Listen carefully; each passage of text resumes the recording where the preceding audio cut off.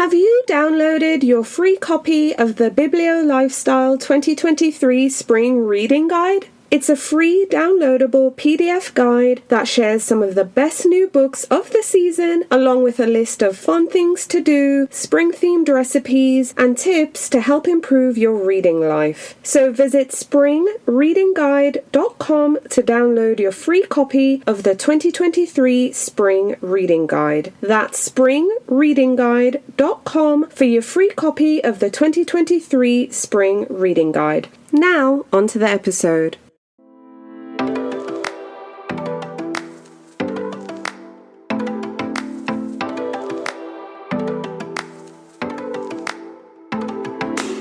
Hello, I'm Victoria from Biblio Lifestyle, and you're listening to the Reader's Couch podcast, the show that will help you bridge the gap between living a full and busy life to one where you're reading, learning new things, and having fun. It's Throwback Thursday, and in today's episode, I'm sharing the audio from 4 authors who shared their books at the inaugural Epigraph Literary Festival in April 2022. 3 of these authors had books with character-driven novels, and 1 author had a page-turning memoir. So if you love reading literary fiction and memoirs, stay tuned. Oh, hi. If you like the show, can you please leave a review wherever you listen to your podcast? Especially if you're listening on Apple, because it seems to really matter over there. Besides, you don't even have to write anything. Leaving 5 stars will do. If you don't like the show, however, well, that's your choice. But if you do like the show, it's a great way to help spread the word about the podcast and show your support. Believe me, I'm incredibly grateful. Alrighty, now on to the show. Well, hello there, and welcome to another episode of the Reader's Couch podcast. It's Throwback Thursday, and in today's episode, I'm sharing the audio from 4 authors who shared their books at the inaugural Epigraph Literary Festival in April 2022. 3 authors had books with character-driven novels, and 1 author had a page-turning memoir. So if you love reading literary fiction and memoirs, then this episode is just for you. But before we get started, I want to invite you to join us at our next virtual festival from Thursday, April 27th through to Saturday, April 29th, 2023. Our 3-day bookish celebration will have an amazing author lineup, some great speakers, and fun sessions. So visit epigraphlitfest.com to register. Again, that's epigraphlitfest.com to register, and I really hope to see you there.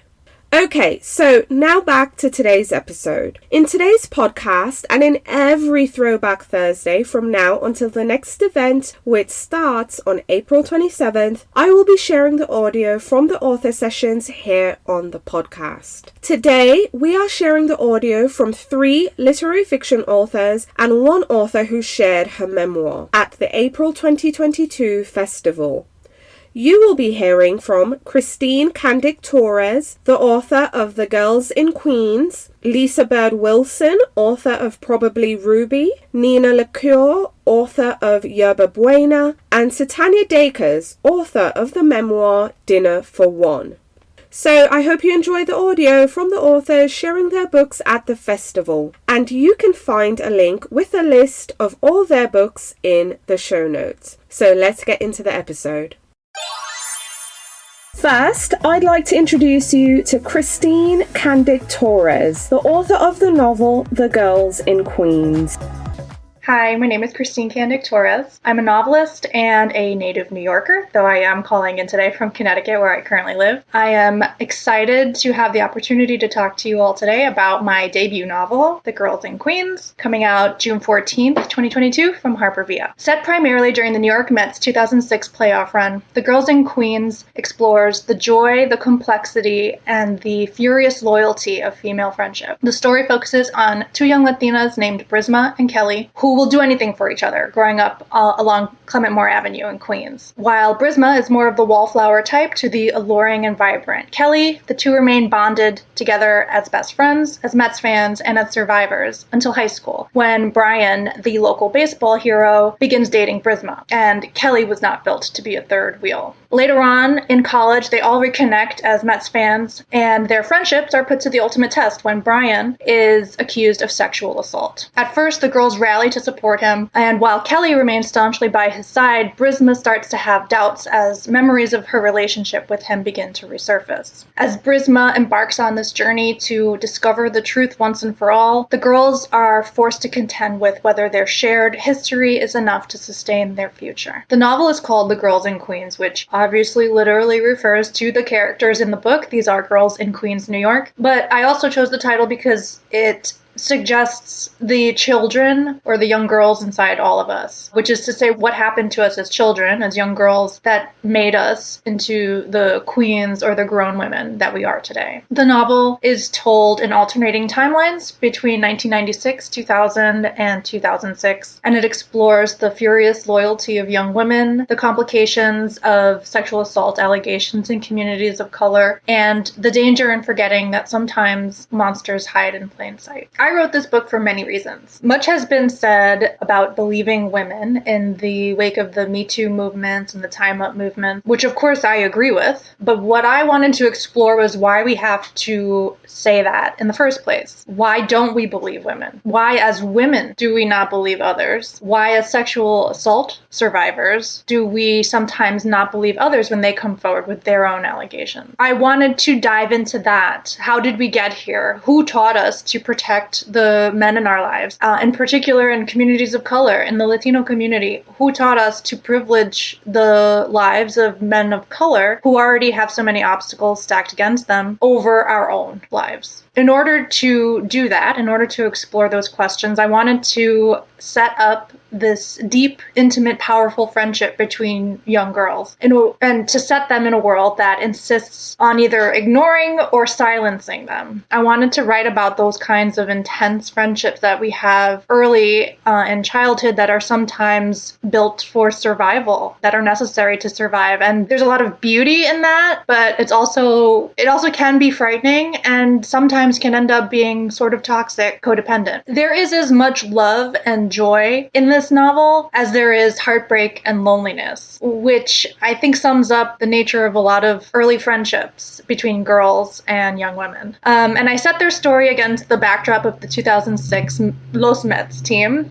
which were one of the first predominantly Black and Latino teams. If not, they were at least the first time that we were marketed to. We were included. We were the audience. Latinos and kids of color were the audience during those years under the leadership of Omar Minaya. And it felt like a beautiful marriage of all the topics that I wanted to explore. You know, these characters had years of learning to accept heartbreak and defeat as Mets fans, but also as neglected young girls. And the lead up to the playoffs in 2006 serves as a nice parallel to the reckonings that Brisma and Kelly have to contend with in their adulthood. And they have to decide sort of whether to swing for the stars or go down looking. I am proud of writing a novel heavily influenced by baseball that centers young Latino and Asian fans as its main characters, that centers working class, first and second generation immigrants, kids of color who felt represented for the first time, and represented in their own hometown of Queens, New York, which is, if not the most, one of the most diverse counties in the United States, if not the world. I hope The Girls in Queens will encourage readers to consider or reconsider the ways in which they have contributed to perpetuating rape culture, societal level, but also on a micro interpersonal level as well. And I hope that the book will prompt discussions about how we can honor or acknowledge where these cycles began for us in our personal history, and also commit to being better friends, better sisters, better ancestors going forward. Thank you so much for listening to me today.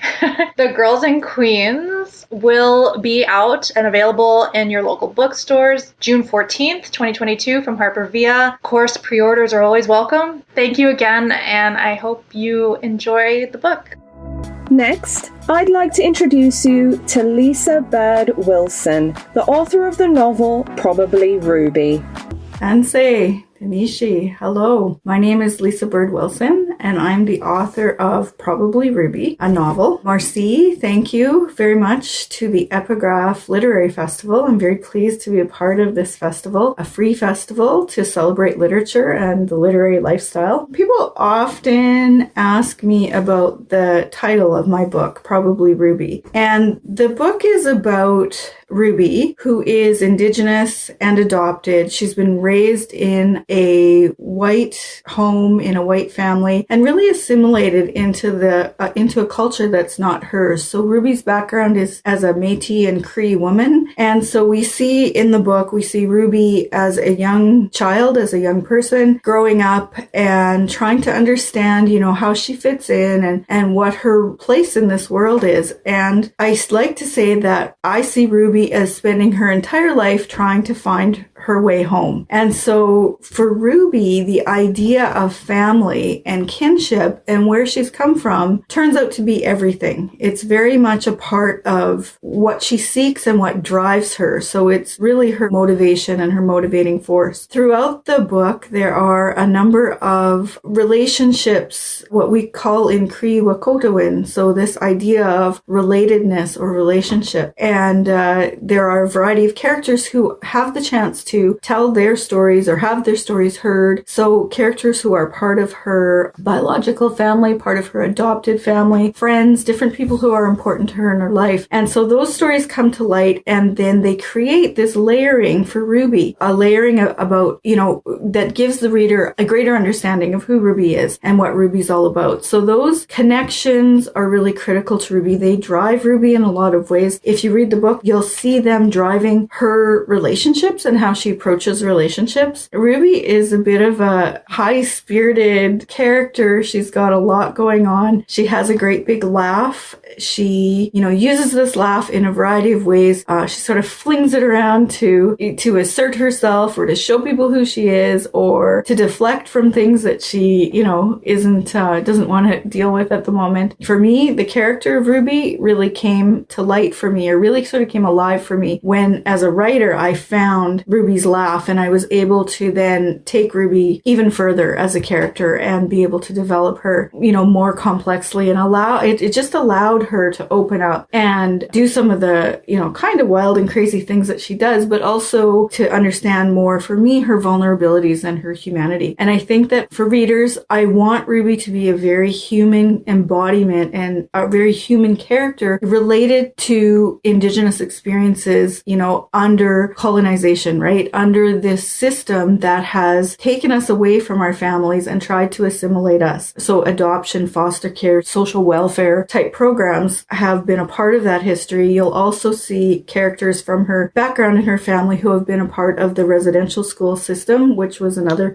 complicated piece of colonial history that has impacted our realities to this day. They have that trickle-down effect. So taking kids away from their homes and trying to assimilate and educate them in, to not be Indigenous or not be a part of our Indigenous cultures. And so that's had impacts all the way down the generations. But, I'm making it sound very serious, and really what Ruby is, a book about a character, and you are able to get to know that character very well through the reading Ruby's story and the story of those that she's related to, her Wakotowin. Thank you so much for the opportunity to participate in the Epigraph Literary Festival. Marcy, I really appreciate it. Thank you. Take care. Bye-bye.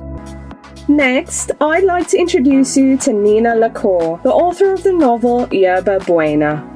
Hi, my name is Nina LaCour. I am joining you from San Francisco, California, and I am so happy to be here and to have the opportunity to share my new book with you. It is called Yerba Buena. It is my first novel for adults. I've written several novels for YA readers, and I'm so excited to bring this one into the world. A reader recently described Yerba Buena as a love story nestled within a coming-of-age story, and I think that is exactly right. It follows two characters, Emily and Sarah, as they fumble their ways through early adulthood. When they first meet, their attraction and connection is very intense, but it just isn't the right time for them yet. They both have a lot of growing up to do before they'll be ready for each other. And this book examines everything around that, what happened in their pasts and what happens along the way on their journey toward each other. The title Yerba Buena comes from two different elements in the book, and each of them play a part in the connection between the two women. One is that Yerba Buena is the name of the restaurant where Sarah and Emily will eventually meet. It's a gorgeous restaurant, a glamorous LA establishment.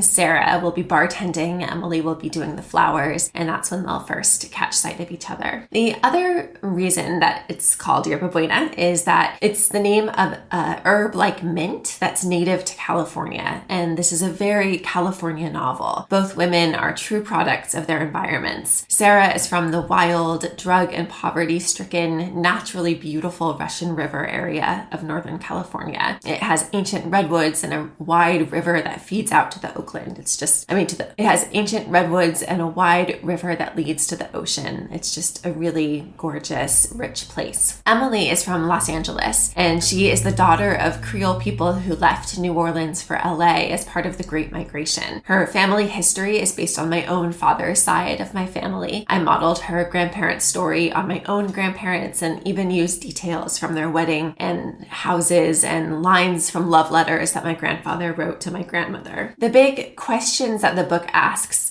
have to do with how we learn to protect ourselves after trauma and how to understand when it's time to let go of those patterns. Both characters go through some very difficult experiences in their teen years. They are both quite devastatingly affected by drug addiction among the people in their families or the people that they love. They end up being sort of collateral damage to a lot of the struggles that are happening around them. And they have to first learn what their roles are and how to protect themselves, but then they have to work on dismantling that as they grow up and their lives take different shapes. Sarah and Emily are so right for each other, but it will only work out between them if they each are able to grow into who they need to be first. And so we have these moments where their storylines converge and then something tears them apart again. I like to think of this novel as a study of what it takes to truly give and accept love. One of my favorite elements of this book is that even though the two characters are going through a lot of turmoil, there's also a lot of beauty in the book. There's the natural beauty of the Russian River area. There's the cultivated beauty of this glamorous restaurant. And then there's the beauty that they each pursue in terms of their vocations. Sarah is a bartender. She makes these gorgeous cocktails. She believes in presenting them to people as a means of connection and of commemorating special moments. And so this is a way for her to connect to people and share a moment and not be alone. And then Emily spends a lot of the novel really figuring out who she is and what she wants. And she finally ends up realizing that she wants to carry on the tradition of her grandfather and father and wants to restore old homes. And so there is a lot too that's just about just gorgeous home restoration, wallpaper and plaster and fixtures, and just like the beauty of making a space that feels not only gorgeous to look at, but also really special to exist within those walls. So thank you so much for listening. Yerba Buena comes out on May 31st, and I really hope that you enjoy it. And next up, I'd like to introduce you to Sutanya Dacres, the author of the book Dinner for One: How Cooking in Paris Saved Me. Hi, my name is Sutanya Dacres, and I am the author of the soon-to-be-released memoir, Dinner for One: How Cooking in Paris Saved Me. It's going to be released on June 21st. I'm very excited. I'll just read a bit of the summary of all of it, actually. From podcast host Sutanya Dacres comes an unforgettable memoir of love, loss, and delicious food in the City of Lights. When Sutanya Dacres, me, married her French boyfriend and moved to Paris at 27, she felt like she was living out her very own Nora Ephron romantic comedy. Jamaican-born and Bronx-raised, she had never imagined she herself could be one of those American women in Paris she admired from afar, until she met the man of her dreams one night in Manhattan. A couple of years later, she married her Frenchman and moved to Paris, embarking on her own happily ever after. But when her marriage abruptly ended, the fairy tale came crashing down around her. Reeling from her sudden divorce and the cracked facade of that picture-perfect expat life, Sutanya grew determined to mend her broken heart and learn to love herself again. She began by cooking dinner for one. Along the way, she builds friendships, Parisian friendships, learns how to date in French, and examines what it means to be a Black American woman in Paris, all while adopting the French principle of pleasure, especially when it comes to good food. Brimming with charm and wisdom and including some of her favorite recipes, Sutanya's story takes readers on an adventure through love, loss, and finding where you truly belong, even when it doesn't look quite how you expected. I'm very proud of this book. I did write it with a lot of heart and honesty and hard-won wisdom. And I am really excited to share my story with the world. I hope that, whoever reads this book walks away with a deeper understanding of how important it is to forgive ourselves, to show ourselves just unconditional love, and accept who we are as flawed human beings. I am excited. I'm very proud. I'm very nervous. But this is my story, and I feel very grateful, blessed, and privileged to be able to share it. And I hope you like it. Thank you. It comes out on June 21st, 2022. So thank you. Alrighty readers, I hope you enjoyed listening to the audio from the authors who shared their books at the April 2022 Epigraph Literary Festival. If you've read any of these books, please send me an email or send me a message on social media so we can talk about it. And if you're planning to add some of these books to your reading list, I want to hear about it too. I also hope to see you at our next festival, so please register to attend at epigraphlitfest.com. That's epigraphlitfest.com and join us from Thursday, April 27th through to Saturday, April 29th. I'll also include a link in the show notes so you can sign up there. As always, thanks for being here, thanks for listening, and I'm looking forward to talking with you again soon. Bye for now. Thank you so much for listening to the Reader's Couch podcast. Please subscribe to the show, share it with a friend, and take a few seconds to leave a rating and review. Until next time, stay lounging, stay reading, and whenever you're in doubt, go straight to your local bookstore or library. Thanks again for listening, and happy reading.